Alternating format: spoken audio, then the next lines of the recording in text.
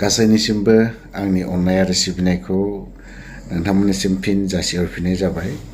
Actually आं दिनैहाय भिडिअखौ न'आव गैया आङो भिडिअबो मोजां बेफोरबायदि लाबोनाय जायाखै बा लाबोनो हायाखै।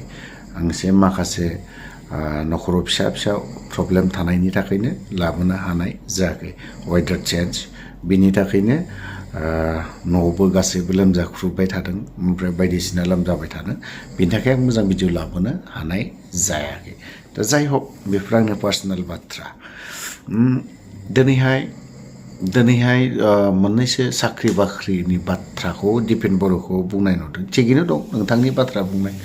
दिनै आनइमप्लय जोंनि गोबां मानसियानो बर'नि इयुथ्सफ्रा आनइमप्लय जानानै दं।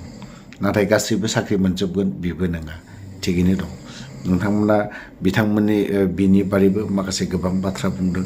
हयथ'बा मैयाहाय नोंथांमोना नुजोब्बाय जानांगौ। आं बहाय बुंफिननांगौ आरोबाव रिपिट खालामफिननांगौ बा माबा मोनसे खालामफिननांगौ होननानै बुंनांगौ दंबावो होननानै आं सानाखै। दिनै आनइमप्लय होननानै बुंनाय लगे लगेनो माखासे बाथ्रायाव फैदों।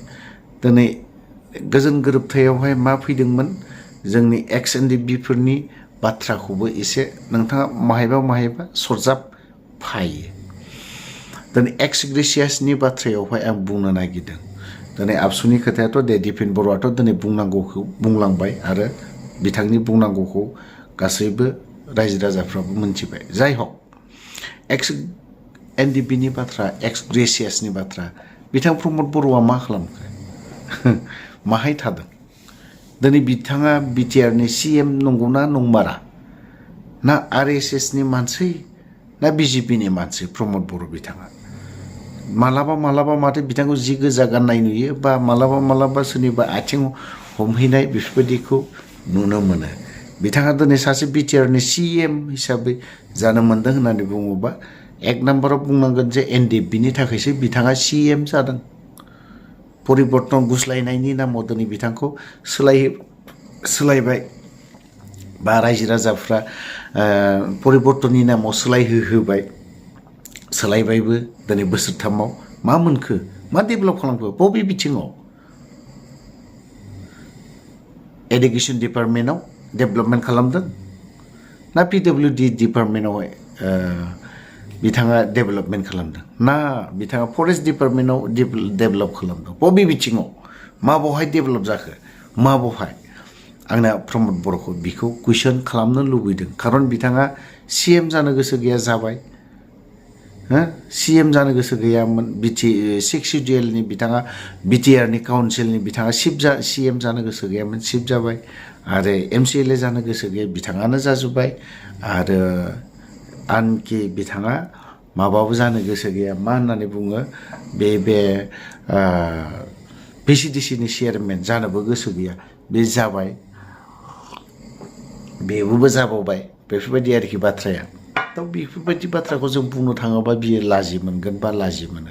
दिनैहाय मेइन टपिकआ खोथाया जाहैबाय मा जोंनि एक्स एनडिबिनि गुवाहाटियाव जायफोरा जेलाव NIA केस नांनानै दङ बेफोरबायदिया दिनैहाय फासि नांहां जानानै दङ बा सोरबाया लास्ट स्टेज जानानै जानानै दङ। बेफोरनि प्रति नोंथाङा प्रमद बर'आ मा सानदों? मा सिन्था खालामदों नोंथाङा? अनलि नोंथाङा सिन्था खालामदों मा गावनि गाद्दि गावनि पावार गावनि गासैबो एभ्रिथिं बेफोरनि प्रति नोंथाङा सिन्था खालामदों। एनडिबिनि प्रतिथ' नोंथाङा जेबो मालाबाबो सानफेराखै। नोंथाङा 2025आव माबायदि आं UPPLआ बा पावाराव थाफिननो हागोन बे खोथाखौसो नोंथाङा सानदों। बेखौ साननाया सिमां बेखौ नोंथाङा 2025आव CM जागोन बा माबा मोनसे साननाया बियो एकदम नंखाय भुल जागोन बियो गोरोन्थि जागोन। आं सानो आरोखि सोरबाया UPPLनि सापर्टारफ्रा आंनि बे चेनेलखौ नायदोंबा दानाय आं स्पष्ट बुंगोन आं BPFनिबो नङा UPPLनिबो नङा मिथिबाय। ओंखायनो आं प्रमद बर'खौ आं बुंदों जुदि एनडिबिनि प्रति जुदि सिन्था खालामोबा आरो रायजो राजानि प्रति सिन्था खालामदोंबा नोंथाङा दिनैहाय जाखिनि खोथा होना बुंनानै दोननाय बेफोरखौ क्लियार खालामनो नाजा।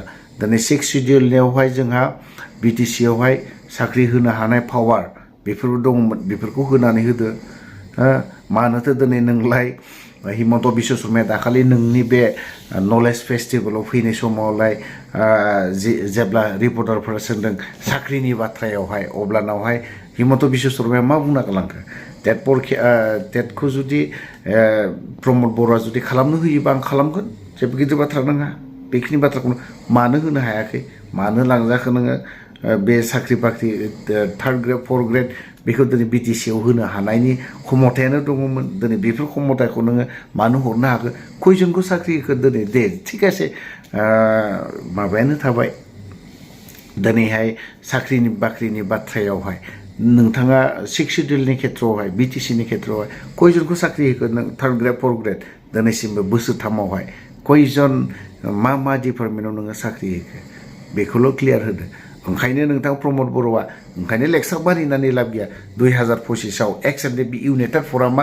नोंथांखौ फेजेननो थांगासिनो दङ आरो नोंथांखौ जों फेजेनगोनबो नोंथाङा 2025आव आङो 5 बोसोरनि आरोबाव CM जाबावगोन बेखौ दासान सिमाङावबो दासान बेखौ भुल गोरोन्थि बावहाय इउनाइटेड फराम अफ एक्स NDB फोरा नोंथांखौ फेजेनगोन आरो फेजेनखागोन जेबो खोथा गैया जों मोनसे सरकारखौ अनलि 5 बोसोरल' दोनगोन नेक्स्ट 5 बोसोर 2025आव इउनाइटेड फराम अफ एक्स NDBनि CM जानो थांगासिनो दङ थ' लोगोफोर आं भिडिअखौ बारा गोलाव खालामनो सानाखै बेखौनो दोनथ'बाय जय बर' हारिनि